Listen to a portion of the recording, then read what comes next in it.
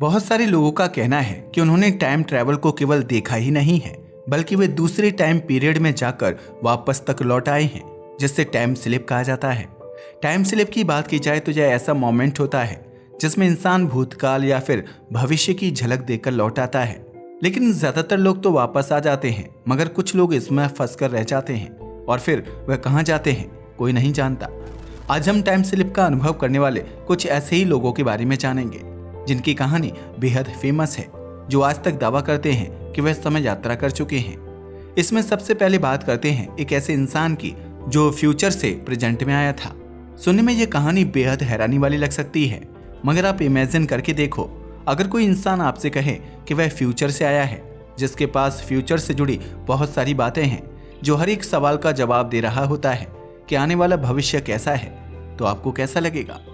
सोच कर देखो, अगर कोई इंसान आपके सामने आकर कहे मैं भविष्य से आया हूं और मैं जानता हूं कि इस दुनिया का अंत कैसे होगा, तो क्या आप उसकी बातों पर यकीन करेंगे?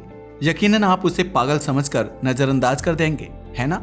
मगर आज की ये कहानी एक ऐसे शख्स की है जिसने पूरी दुनिया को चौंका दिया था।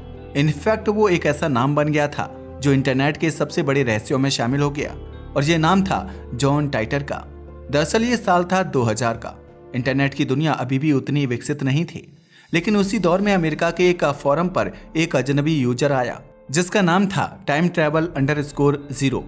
इसके बाद में उसने खुद को पेश किया, मैं जॉन टाइटर हूं और मैं एक सोल्जर हूं जो इस जमाने का नहीं फ्यूचर का है, क्योंकि मैं 2036 से आया हूं।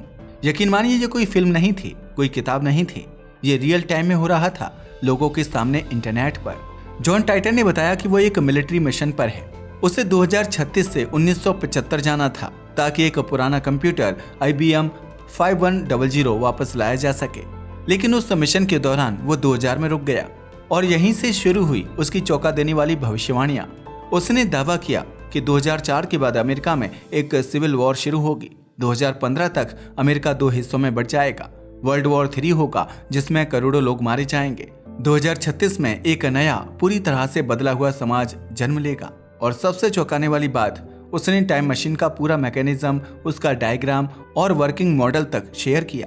वह अमेरिका की नई सेंसेशन बन चुका था। हर कोई उसके बारे में जानना चाहता था, समझना चाहता था कि आखिर भविष्य कैसा होगा 2036 का यह साल। हजारों लोगों ने उससे सवाल पूछे जो जुड़े थे फिजिक्स से, हिस्ट्री से, साइंस से और वॉर से। मगर हैरानी की बात तो यह थी कि फ्यूचर का यह सोल्जर बहुत एक्स्ट्रा ऑर्डिनरी था। उसे हर फील्ड की जानकारी थी, इतिहास से लेकर विज्ञान तक वह सब कुछ जानता था, जिसका अंदाजा आप इस बात से लगा सकते हो कि उसका हर जवाब वेरी लॉजिकल एंड टेक्निकल लगता था। ऐसा लगता था जैसे वो सच में एक ऐसा आदमी है जिसने वो सब कुछ देखा है जो हमें अभी पता भी नहीं है। इनफैक्ट एक टाइम तो ऐसा आ गया था जब अमेरिका ही नहीं बल्कि पूरी दुनिया उस पर यकीन करने लगी थी।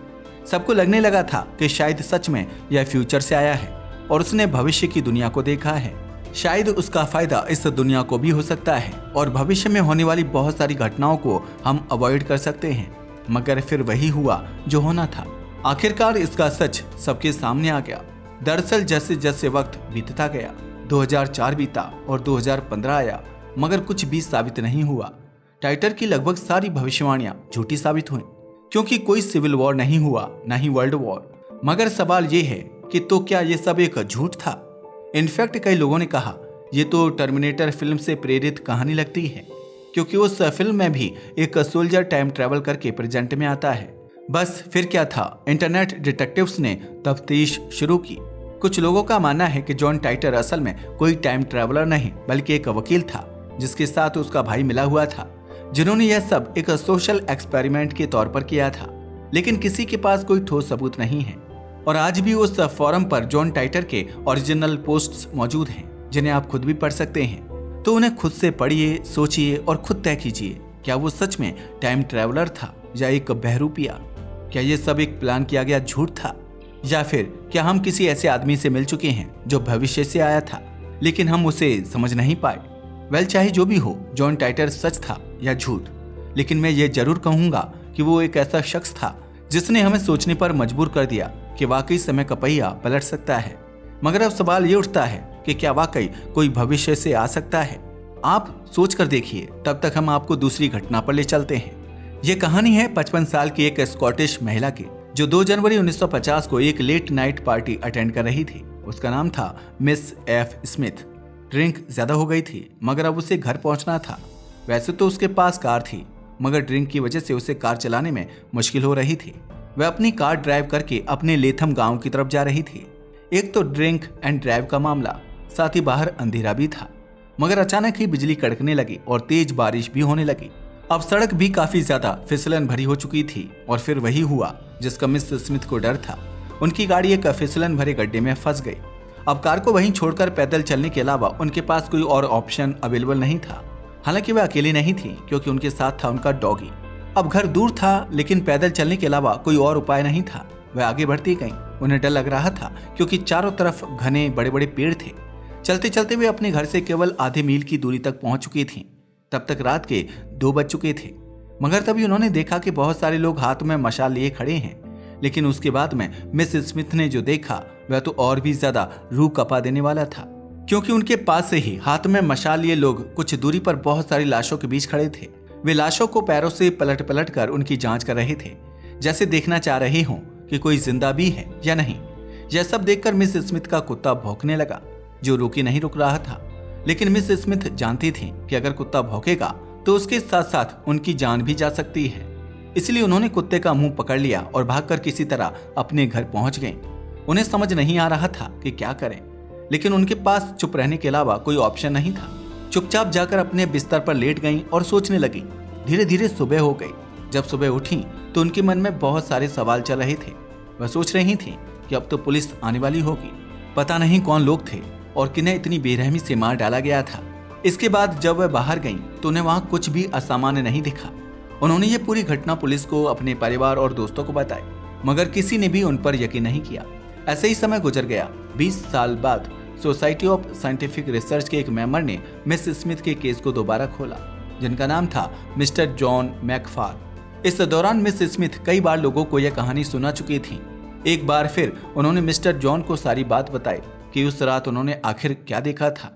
उन्होंने एक एक चीज को डिटेल में बताया कि उन लोगों के हाथ में मशालें तो थी ही, साथ ही उन्होंने पुराने जमाने की पोशाकें पहन रखी थी, बिल्कुल वैसे ही जैसे 7वीं सदी के ब्रिटिश सैनिक पहना करते थे। धीरे धीरे सभी का इंटरेस्ट इस केस में जागने लगा। एक के बाद एक रिसर्च की गई और आखिरकार डॉक्टर मैकफार ने एक कंक्लूजन दिया जो वाकई चौंकाने वाला था। यकीन मानिए, इसे सुनकर आप भी हैरान रह जाएंगे, क्योंकि उन्होंने साइंटिफिक सोसाइटी और मिस स्मिथ के सामने एक लेटर को पढ़ा जिसमें एक बहुत ही हैरान कर देने वाली घटना का खुलासा किया गया। उनका कहना था कि मिस स्मिथ ने उस दिन नेक्टन की लड़ाई को देखा था जो 685 एडी में हुआ था। मिस स्मिथ ने मशाल हाथ में लिए जिन लोगों को देखा था, दरअसल वे लोग अपने मरे हुए सोल्जर की बॉडी ढूंढ रहे थे। इसके अलावा मिस स्मिथ ने यह भी बताया था कि उन्हें इस युद्ध के बारे में पहले से पता था और वह यह भी जानते थे कि फिलहाल जहां उनका घर है वह इलाका कभी इसी जंग का मैदान था। मगर वह यह नहीं जानते थे कि 1950 में वे 685 एडी में हुए युद्ध का नजारा अपनी आंखों से देख लेंगे। मिस्टर मैकफार का कहना था कि कुछ समय के लिए मिस स्मिथ अतीत में पहुंच गई थी जब यह युद्ध हुआ था। ये टाइम ट्रैवल यानी समय यात्रा का एक और कथित प्रमाण माना जाता है। हालांकि बहुत से लोग इस पर यकीन नहीं करते और इसे मिस स्मिथ का इल्यूजन यानी कि भ्रम मानते हैं। कुछ लोगों का कहना है कि उन्होंने इस युद्ध के बारे में पहले से पढ़ रखा था और उन्हें यह भी पता था कि यह उनके घर के आसपास हुआ था। शायद इसीलिए उन्होंने अपने मन में ये कहानी बना ली थी। मगर सवाल ये है, अगर ऐसा ही था तो फिर उनके अलावा उनके कुत्ते को वह सब क्यों दिखाई दे रहा था? खैर, एक पेचीदा सवाल है कि टाइम ट्रैवल वाकई होता भी है या नहीं। आपको क्या लगता है? यह हम आप पर छोड़ते हैं। टाइम ट्रैवल की ये कहानी सच्ची है या नहीं? हमें अपनी राय कमेंट करके जरूर बताइएगा। और अगर आपको हमारी वीडियो पसंद आई हो तो इसे लाइक करें और हमारे चैनल को सब्सक्राइब करें। धन्यवाद।